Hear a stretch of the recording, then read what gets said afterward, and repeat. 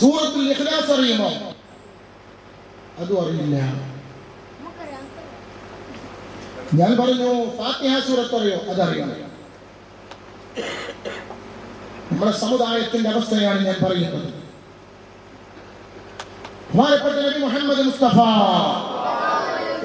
തങ്ങൾ പഠിപ്പിക്കുകയാണ്, തബാരകേ നിന്റെ മനസ്സ് കുടുസാണ്, ഖബറിൽ നിനക്ക് കുടുസാണ്.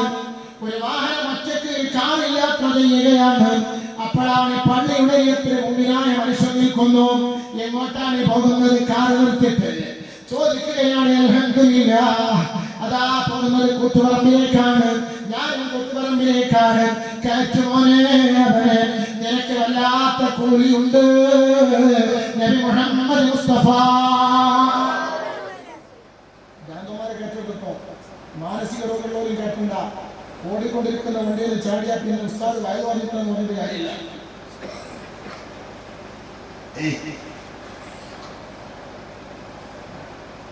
കുടുസായ മനസ്സ് അല്ലേ? വിശാലതയുള്ള മനസ്സില്ല. തൊട്ടടുത്ത സ്വന്തം വീട്ടിൽ ഒരു നല്ലൊരു സൽക്കാരം നടക്കുന്നു. അടുത്ത വീട്ടിലതാ നല്ല സാധാ ചോറും കറിയുമാണ്. ഞാൻ കുറച്ച് ഭക്ഷണം അവിടേക്ക് കൊടുക്കട്ടെ. വിശാലതയുള്ള മനസ്സ്. ആദ്യം കൊടുക്കൂല, എല്ലാം കഴിഞ്ഞിട്ട് കുറച്ച് ചോറ് ബാക്കിയുണ്ട്. നമ്പർ ഉണ്ടോ? ഇല്ല. ഏതെങ്കിലും ദർശന നമ്പർ ഉണ്ടോ? എന്തിനാ? കല്യാണത്തിന് ബാക്കി വന്ന ചോറ് കൊടുക്കാനില്ല. നിന്റെ ചോറ് നമുക്ക് എത്തിക്കാനുള്ള കുട്ടികൾ. നമുക്കൊരു സ്വഭാവമുണ്ട്. അല്ലാഹു കാത്തു രക്ഷിക്കട്ടെ. എന്നാൽ സഹോദര, കുടുസായ മനസ്സ്, വിശാലതയുള്ള മനസ്സ് എന്താണ്? ബിരിയാണിയുടെ ചെമ്പ് പൊട്ടിച്ച് ആദ്യം കുറച്ച് ഭക്ഷണം എടുത്തിട്ട് ഞാൻ അടുത്ത വീട്ടിലേക്ക് കൊടുക്കട്ടെ. അതാണ് വിശാലതയുള്ള മനസ്സ്. നീ തിന്നതിന്റെ ബാക്കി അവസാനം കൊടുക്കലല്ല, അത് കുടുസായ മനസ്സാണ്. ബാക്കി വന്നില്ലെങ്കിൽ നിനക്ക് കൊടുക്കാനും മനസ്സില്ല. ബാക്കി ഉണ്ടായില്ലെങ്കിൽ നിനക്ക് കൊടുക്കാനും മനസ്സില്ല. അതുകൊണ്ട് ആ മറ്റും തന്നെ കൊടുക്കണമെന്ന് നബി മുഹമ്മദ് മുസ്തഫ പഠിപ്പിക്കുന്നു. ഏത് വിഷയം എടുത്തു നോക്കൂ നിങ്ങൾ. ഒരു ചെറിയ ഉദാഹരണം മാത്രമേ നിങ്ങളോട് പറഞ്ഞത് മാത്രം. ഇങ്ങനെ കുടുസായ മനസ്സുള്ളവർക്ക് ഖബറിലും കുടുസായ ജീവിതമാണ്. വിശാലതയുള്ള മനസ്സുണ്ടോ? ഖബറിൽ വിശാലതയുണ്ട്. സ്വന്തം വീട്ടിൽ കല്യാണം നടക്കുകയാണ്. കല്യാണത്തിന് ഡ്രസ് വാങ്ങി. എന്നാൽ തൊട്ടടുത്ത വീട്ടിൽ ഒരു പാവപ്പെട്ട കുടുംബമുണ്ട്. ഞാനവർക്ക് ഡ്രസ് വാങ്ങി കൊടുക്കട്ടെ. വിശാലതയുള്ള മനസ്സ്. കുടുസായ മനസ്സെന്താണ്? ഞാനും എന്റെ മക്കളും കെട്ടിയോടും കുട്ടികളും വേറെ ഒരാളും ബിരിയാണി വേണ്ട, എനിക്ക് മാത്രമേ ഉണ്ടാകാൻ പാടുള്ളൂ. വേറൊരാളും പുറ ഉണ്ടാക്കാൻ പാടില്ല. വേറൊരാളും പുറ ഉയർത്താൻ പാടില്ല. വേറൊരാളും വാഹനം വാങ്ങാൻ പാടില്ല. ഈ ചിന്ത കുടുസായ മനസ്സാണ്. അല്ലാഹു നമ്മളെ രക്ഷപ്പെടുത്തുമാറാകട്ടെ. സഹോദര, ഖബറെന്ന് കേട്ടാൽ തൽക്ഷണം ഞെട്ടേണ്ടതാ. കണ്ടാലുടൻപാ വിട്ടു നീ കരയേണ്ടതാ. മേടയ്ക്ക് പകരം മാളമാണ് സുബ്ഹാന. റബ്ബി അതിൽ കിടക്കേണ്ടതാണ് സുമാന. ഖബറെന്ന് കേട്ടാൽ തൽക്ഷണം ഞെട്ടിയിരുന്നു സയ്യിദ്നാ ഉസ്മാൻ. സയ്യിദ്നാ ഉസ്മാൻ റളിയല്ലാഹു തആല അൻഹു ഖബർ കേട്ടാൽ പൊട്ടി പൊട്ടി കരയും. ഖബർ കണ്ടാൽ സഹാബത്ത് ചോദിച്ചു, ഉസ്മാനെ റളിയല്ലാഹു അൻഹു എന്താണ് കരയുന്നത്? ആ സമയത്ത് ഉസ്മാൻ റളിയല്ലാഹു പറയാണ്, സാധുവായ ഞാൻ നരകത്തിൽ കിടക്കുകയാണെങ്കിൽ ആളുണ്ട്, സ്വർഗത്തിൽ കിടക്കുകയാണെങ്കിൽ ആളുണ്ട്, മഹ്ശറിലാണെങ്കിൽ ആളുണ്ട്. ഖബറിൽ എനിക്ക് ആളില്ല, ഞാനില്ലാതെ മറ്റൊരാളില്ല. ചിതകളും പുഴുക്കള് താവളം പെരുത്തുണ്ടതിൽ സന്തോഷമാണ് മകൾ കൊതി ചെല്ലുന്നതിൽ. സുബ്ഹാനല്ലാഹ്, സന്തോഷമാണ് മകൾ കൊതി ചെല്ലുന്നതിൽ. ആ ഖബറിലേക്ക് എന്നെയും നിങ്ങളെയും കൊണ്ടുവച്ചാൽ ബഹുമാനപ്പെട്ട ഉസ്മാൻ റഫാദ് പറയാണ്, ചിതകളും പുഴുക്കള് താവളം പെരുത്തുണ്ടതിൽ സന്തോഷമാണ് മകൾക്കു നീ ചെല്ലുന്നതിൽ. ആ ഖബറാണ് വെമ്പർന്ന കോമള മൃദുലമായ ശരീരമിൽ സമരത്തിലാണ് പരസ്പരം തിന്നുന്നതിൽ. സഹോദരന്മാരെ, പണ്ടൊക്കെ അതാ നമ്മൾ നടന്നു പോകുമ്പോ ചില വീടുകളിൽ നിന്ന് കേൾക്കാവുന്ന പാട്ട് എന്തായിരുന്നു? പരമ്പീരിച്ചും വിട്ട് ചുഞ്ചുനാടുക്കുന്ന സുഖത്ത് നമുക്കൊണ്ട് നാട്ടിലെ കഥയെന്തെന്നാളി കൊണ്ടോ നാളെ കിടക്കുന്ന കബറന്ന ഭയങ്കര വീട്ടിലെ കബറന്ന ഭയങ്കര വീട്ടിലെ. ഈ പാട്ട് കേൾക്കുന്ന സമയത്ത് ഏതൊരു മനുഷ്യന്റെയും ഹൃദയം മറക്കുകയാണ്. ഏതൊരു മനുഷ്യനും ആഗ്രഹത്തിനെ പറ്റി ചിന്തിക്കുകയാണ്. പടച്ചറബേ, കബറിലെ ജീവിതം സന്തോഷമാക്കി തരണേ റഹ്മാനെ, കബറിലെ ജീവിതം സന്തോഷമാക്കി തരണേ റഹ്മാനെ. സഹോദരാ, ഞാൻ എന്റെ പ്രസംഗം നിർത്തുകയാണ്. അല്ലാഹു നമുക്ക് ഖൈറ് വിധിക്കുമാറാകട്ടെ. ഹറാം ചെയ്യാതെ, ഹറാം കാണാതെ കബറിനെ ഓർത്തുകൊണ്ട് റബ്ബിനെ ഓർത്തുകൊണ്ട് ജീവിക്കണം.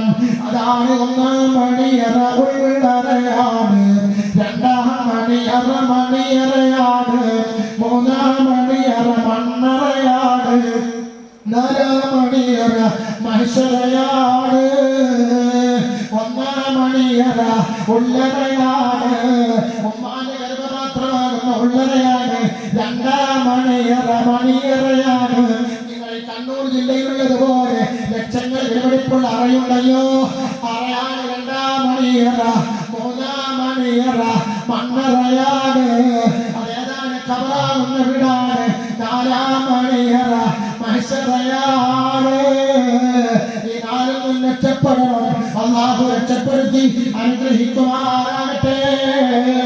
സഹോദരിമാരെ, ഈ കബറിൽ രക്ഷപ്പെട്ട് കബറിലെ ഭയം തീർക്കാനായിരുന്നു കഴിഞ്ഞുപോയ മഹതികളും മഹാന്മാരും ജീവിച്ചിരുന്നത്. അവർ ചെയ്തതും അത് തന്നെയാണ്. ബഹുമാനപ്പെട്ട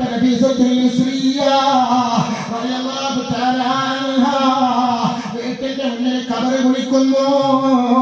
ആ കബറിൽ അതാ ഇറങ്ങിയിരിക്കുന്നു.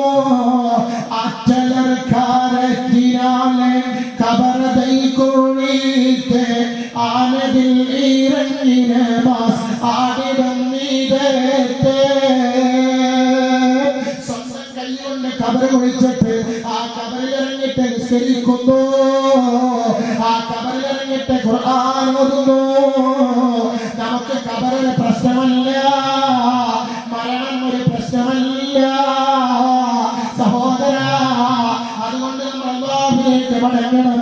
എന്റെ ജീവിതം ചെറിയ ജീവിതമാണ്, എനിക്ക് ആഗ്രഹത്തിലേക്കുള്ള ജീവിതമാണ് വലിയ ജീവിതം.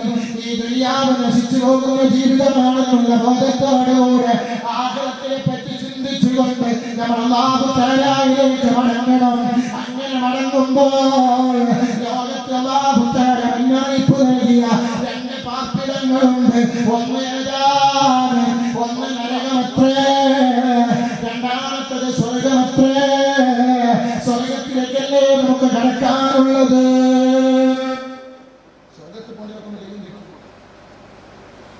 ഞാനും ഓപ്പറേറ്ററും ഉണ്ടാവും. അത് മൂപ്പര സാധനം ഇട്ടൊക്കെണ്ടാകും അല്ലേ? സ്വർഗത്തിൽ എല്ലാവർക്കും പോണം. തഹജ്ജുദ്സ്കരിക്കാൻ നമുക്ക് മടിയാണ്, നദ്ദാത്തെല്ലാം മടിയാണ് അല്ലേ? സ്വലാത്തിന്റെ മജ്ലിസിലേക്ക് വരാൻ മടിയാണ്. സ്വർഗം എളുപ്പ വഴിയെ സ്വർഗം കിട്ടണം. ഇപ്പൊ നമ്മുടെ നാട്ടില് ഒരാൾ വന്നു, എന്താണ് പണി? ഉദാഹരണം പറയാം, സ്വർഗത്തിലേക്ക് ടിക്കറ്റ് കൊടുക്കുന്നത്.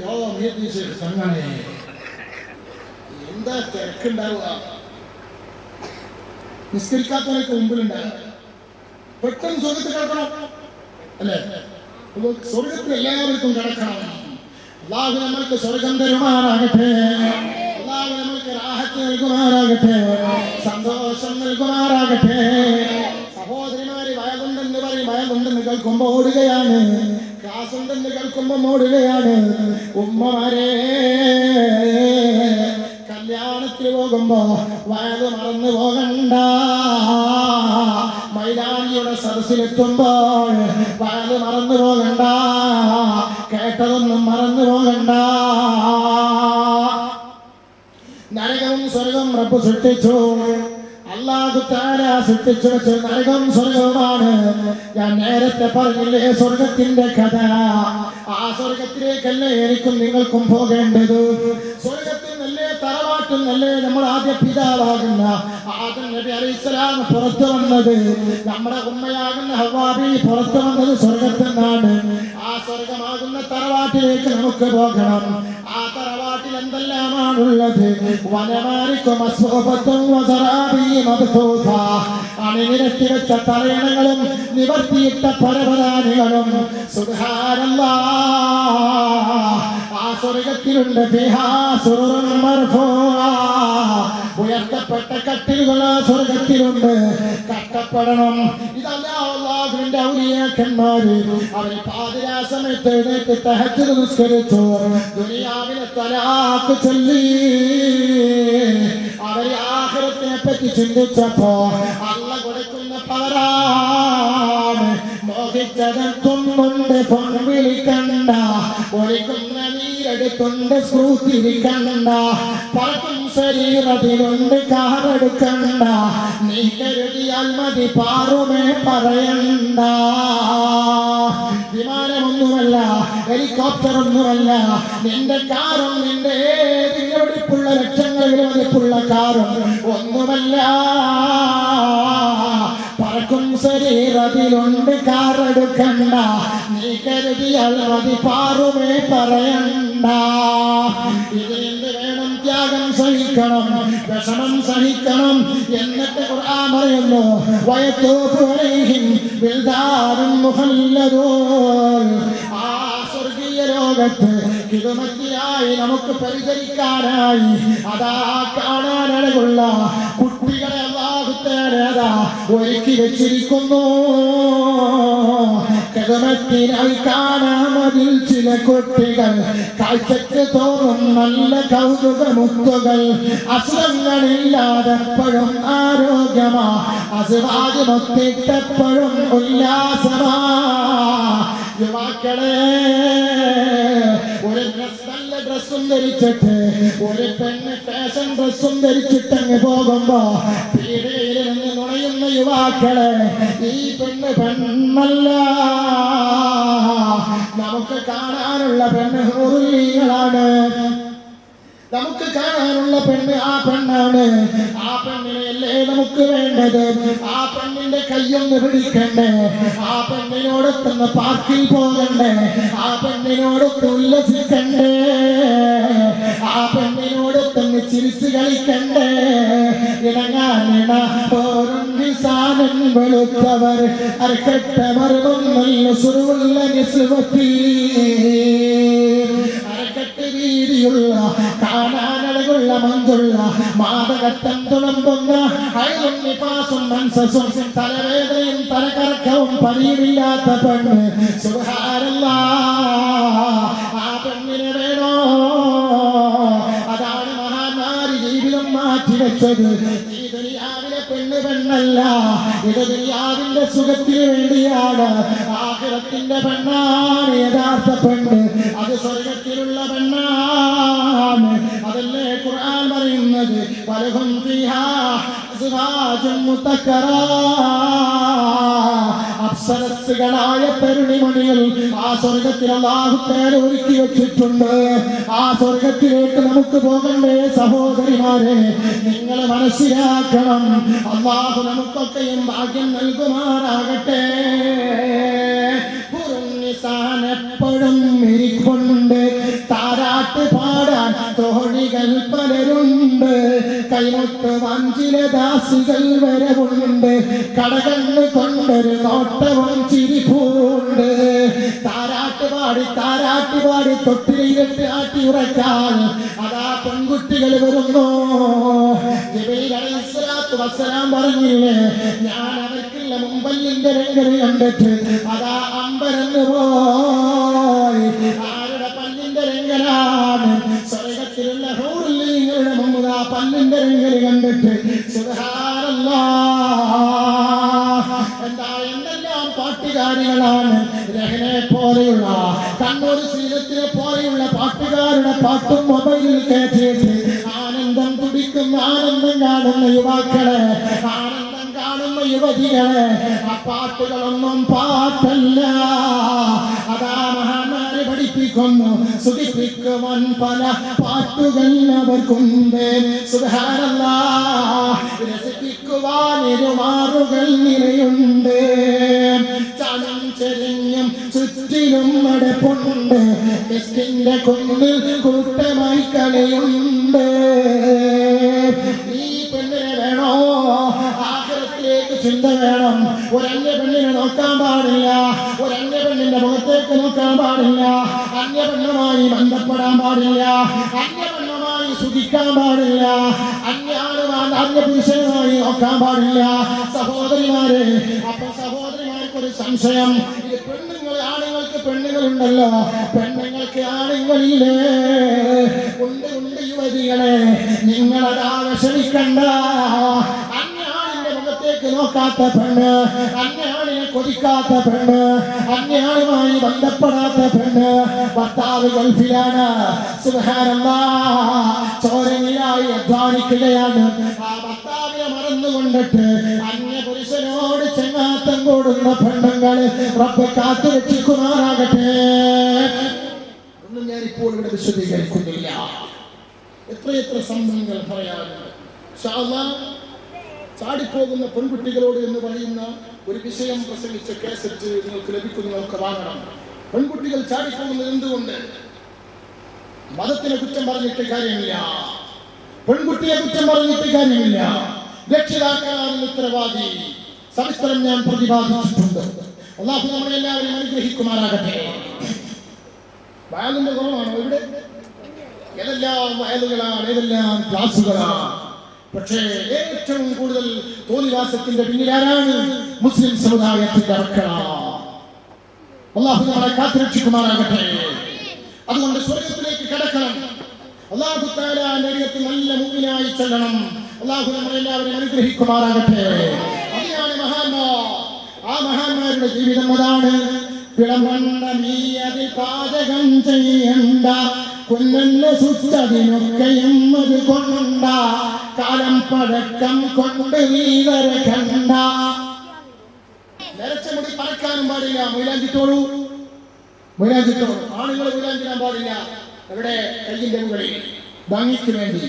താടിക്ക് മൈലാഞ്ചിടാം, നരച്ച താടിക്ക് മൈലാഞ്ചിടാം, തലക്ക് മൈലാഞ്ചിടാം, അസുഖം ഉണ്ടായാൽ മൈലാഞ്ചിടാം. അല്ലാഹു നമ്മളെ എല്ലാവരെയും അനുഗ്രഹിക്കുമാറാകട്ടെ. കാലപ്പഴക്കം കൊണ്ട് നീ നടക്കണ്ട, 33-ലൊരിക്കലും കവിയണ്ട. സ്വർഗത്തിൽ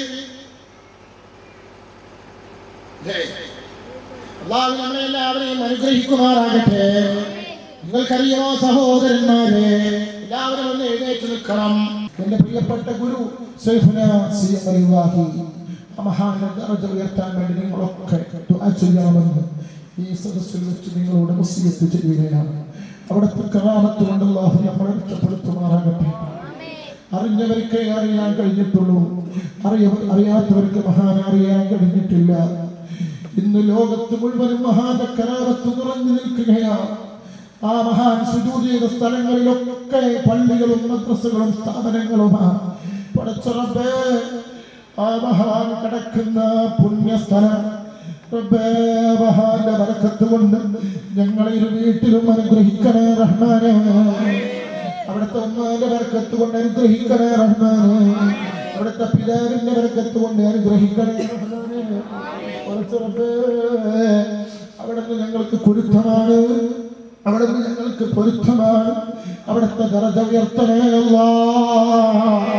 എപ്പോൾ ഏത് സമയത്ത് വിളിച്ചാലും ഞങ്ങൾക്ക് ഹാജരാക്കി ഞങ്ങൾക്ക് രക്ഷ മഹാനോട് നീ നൽകണം അല്ലാഹ്.